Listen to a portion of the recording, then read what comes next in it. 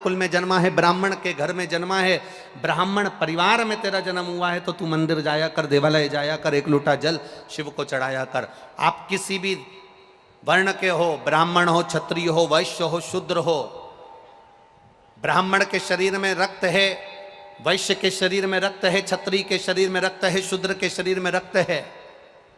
जब हॉस्पिटल में बीमार पड़कर जाते हो और ब्लड की जरूरत पड़ती है, शरीर में रक्त की जब जरूरत पड़ती है, तो रक्त चढ़ाते समय यह नहीं देखा जाता कि यह ब्राह्मण का है, क्षत्रिय का है, वैश्य का है कि शूद्र का है। उस समय तो प्राण बचाने के लिए केवल ब्लड की, खून की जरूरत होती है।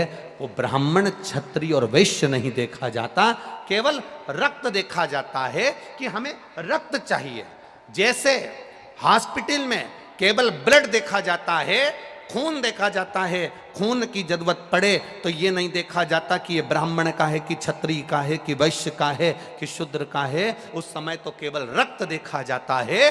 उसी तरह परमात्मा के दरवाजे पर ये नहीं देखा जाता कि आप कौन वर्ण के हो, कौन जगह के हो, कौन हो। परमात्मा के द्वार पर तो केवल इतना देखा जाता है कि आपने इस शरीर के द्वारा किसी का भला करा कि ना करा, किसी प्यासे को पानी पिलाया ना पिलाया, किसी भूखे को भोजन कराया ना कराया, किसी अतिथि का आदर सम्मान सत्कार किया ना किया। बस केवल परमात्मा देखता है कि इतनी जिंदगी में तूने पुण्य क्या करा। हॉस्पिटल में रक्त नहीं देखा जाता कि ब्राह्मण का है, क्षत्रिय का है, वैश्य का है कि शूद्र का है। उस समय पर जान बचाने के लिए केवल रक्त की जरूरत है, तो रक्त लाया जाता है, खून लाया जाता है और उस खून को चढ़ाया जाता है। अब कोई व्यक्ति कह दे कि नहीं साहब, मरने वाले व्यक्ति से पूछा जाए साहब कि आपको कौन सा खून अच्छा लगेगा, बोला जाए आपको ब्राह्मण का रक्त चढ़ाया जाए कि वैश्य का चढ़ाया जाए कि क्षत्रिय का चढ़ाया जाए कि शूद्र का चढ़ाया जाए।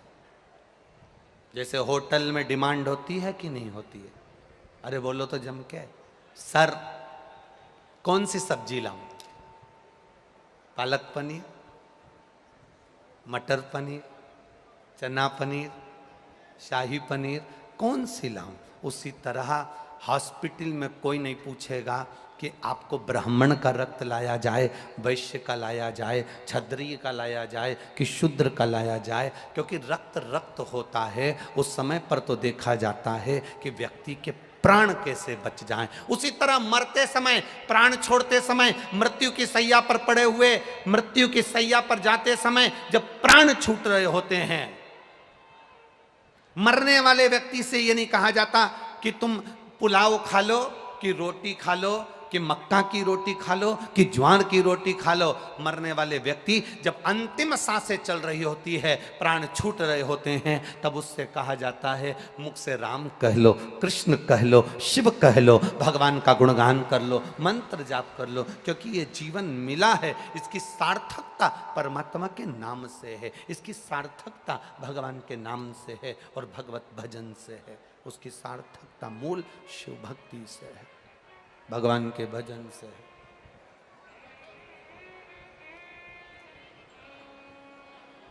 इसीलिए कहते हैं महाराज, मूल वर्णन इसीलिए कहा।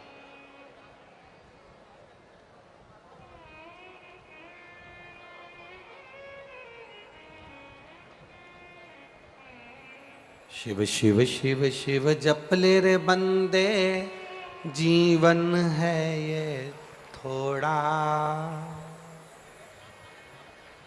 दौड़ा जाए रे समय का घोड़ा,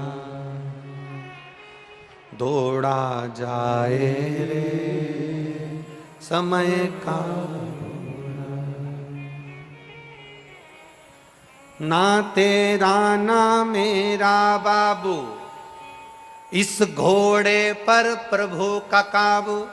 समय का जो घोड़ा है उस पर परमात्मा का काबू है। अच्छे से अच्छा करोड़पति जिसके पास दुनिया का सारा वैभव हो, दुनिया की सारी दौलत हो, दुनिया का सारा धन हो, दुनिया की सारी सत्ता हो, वो कितने भी ऊंचे ओहदे पर बैठ जाए, कितनी भी प्रतिष्ठा आ जाए और कितना भी धन आ जाए, अच्छे से अच्छा करोड़पति व्यक्ति भी अपने गए हुए समय को वापस नहीं ला सकता, ये निश्चित है। करोड़ से करोड़पति, धनपति, अरबपति, सत्तापति, वैभवपति, जिसके पास में कोई कमी ना हो, वो गए हुए समय को वापस नहीं ला सकता। और दुनिया में ऐसा कोई गरीब पैदा नहीं हुआ जो दान नहीं कर सकता। शिव महापुराण की कथा कहती है, कुछ भी दान करने का ना रहे तो अपने चेहरे की स्माइल दान में दे दीजिए, प्रसन्नता दान में दे दीजिए। उससे बढ़कर भी कोई सुख नहीं होता, उससे बढ़कर कोई आनंद नहीं होता। अब देव परमात्मा की भक्ति का गुणगान, देवराज नामक का ब्राह्मण जो थकित रह गया, शिव मंदिर में गया, शरीर में ताप पड़ रहा था, शरीर में कष्ट पड़ रहा था, शरीर में रोग हो रहा था, शरीर में बुखार पड़ रहा था, और वो शिव मंदिर में दुबक कर बैठा हुआ था, क्योंकि शरीर में ताप आ रहा है, शरीर में कष्ट आ रहा है, दुबका हुआ।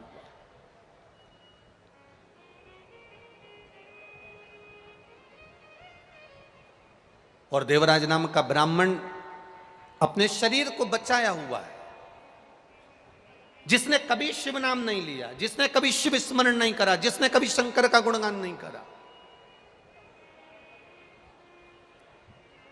अनायास शिव मंदिर में पहुंच गया। आप में भी अगर कोई व्यक्ति अचानक केवल देखने के लिए भी अगर शिव महापुराण की कथा में आया है, कितने लोग आए, कथा कैसी हो रही है, क्या व्यवस्था हो रही है, आएंगे दुनिया के लोग यहां पहुंचेंगे। अगर कोई अनायास भी आया है